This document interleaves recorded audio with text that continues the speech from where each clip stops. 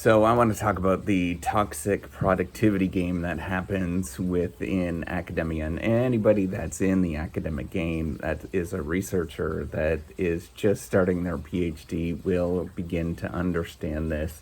And anybody that has been in it for a long time realize that is very much part of how the culture actually happens and what evolves. We are assessed based on these objectives or metrics that a lot of people look at, right? Number of publications you have, citation networks or citation counts, all these kind of things. There's like different kinds of citation counts that people look at. But that stuff drives a lot of unhealthy behavior. The way that I look at it, it's the same behavior that you're going to see in a number of different uh, industries that's out there. So, for example, if you go onto YouTube right now, you're going to find a whole bunch of scammy videos of people telling you how to get rich quick and things like that. Like, there's a ton of those. You get bombarded with advertisements from these people that are telling you all of the quick wins that you actually get. If you go onto Wall Street, for example, there's a lot of people that are doing day trading and doing things that are looking for the quick win. They're kind of looking for ways that they can get ahead. All of that kind of stuff, right? It's really built into a lot of culture in many parts of our society. And academia is just another representation of what that is. And the way that you end up realizing that it's toxic is that as you're doing it for a long time, you begin to understand that it really erodes your sense of self. It erodes who you are. It erodes a lot of different things. And you become a completely different person by pursuing this particular game that you wouldn't have done if that incentive structure didn't exist. So how do you prevent this from happening? What do you actually do? And honestly, you can't prevent it from happening if you don't try to prevent it from happening, right? And you'll kind of get a sense as you're doing it of what is going on and who's playing the games, because you'll work with different folks and you'll realize that they have a very shallow understanding, or they're just doing things very quickly, and you're like, this doesn't make sense, right? Like, this is not the way that we should be doing things. We should be doing things carefully and systematically, the way that you sort of imagined it to be in 5th or 6th grade when they tell you what a scientist does. Is sort of systematic and going through things. And I realized that we're incentivized to do this because that's how we measure performance. That's what we look for. That's how we get paid, is this sort of superficial stuff. But another analogy that I would like you to think about in sort of navigating this is you can be a rock star real estate agent, right? And there's 2 types of real estate agents. There's kind of like icky one that they are rock stars. Like, they produce a great deal of sales. They go through a lot.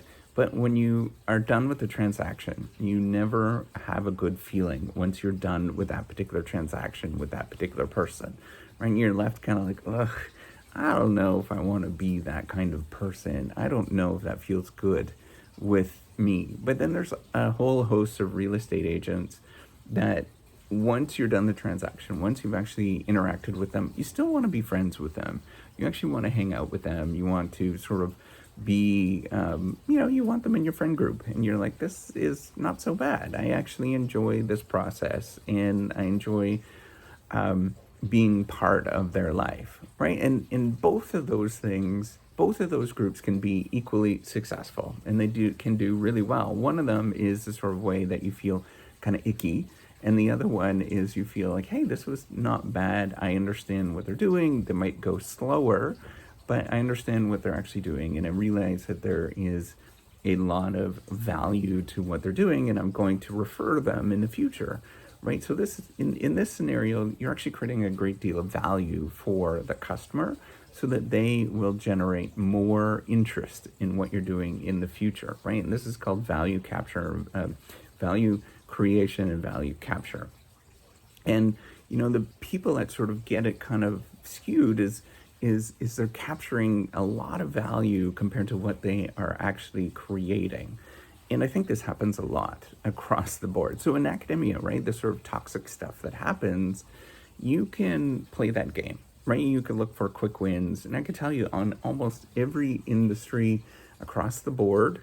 And I think about, you know, if you look at, so for example, the drug trade, right, and street drugs, the people that are selling street drugs, they generally, you know, if you take it on average and they're doing things that are illicit, they're not profitable, right? That generally, that's one of the statistics that you look at, or, you know, that you understand. They generally don't do well in the long run because they're kind of doing risky, unusual things, right? And it's the same way if you want to think about the value that you're going to create in the long run.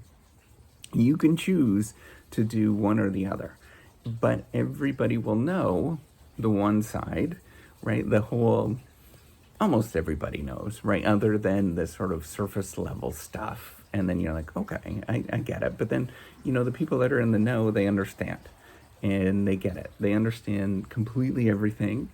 And then they're going to, you know, you're not going to get referrals to people that, you know, you like, and all of those kind of things, right? So instead of doing that dicey stuff, why not start playing a game where you are thinking about the social norms that you want to create, and you want to create the culture and ideas that you want in your life, right? And what that looks like. So for me, rigor is a really important thing.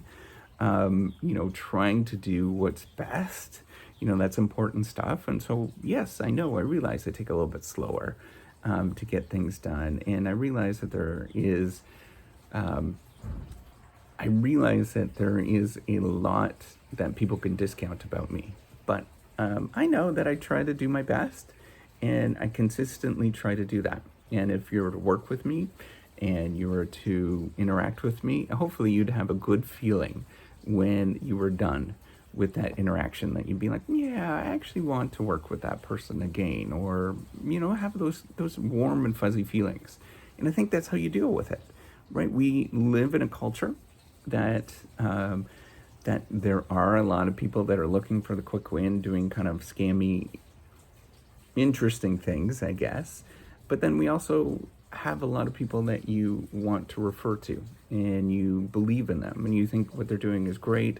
They might not be necessarily the most productive in the traditional sense, right? Those observable metrics that you might see, but you also want them on your team. And if you had a whole host of those individuals that are there for the true value of it, what's going on, right? And I'm not saying like they're discount productivity and all that kind of stuff. That's not what I'm saying. I'm saying like they're there for the right intentions. That becomes a completely different organization. And that becomes a completely different group of people that you're part of. And it's really fun and it's exciting. And you enjoy being part of that. So I'd encourage you to not think about how to get ahead, because that's ultimately where the toxicity starts. And think about, how can I do better? How can I be a better person to provide more value, to only capture as minimal as I can? And eventually, good things are going to happen from that. And I just have to keep sticking with it day in and day out. That's how you navigate all of this toxic culture crap and productivity crap that happens. That's it. That's how I deal with it. And maybe that's going to help you out as well. All right, take care and have a wonderful day. Bye.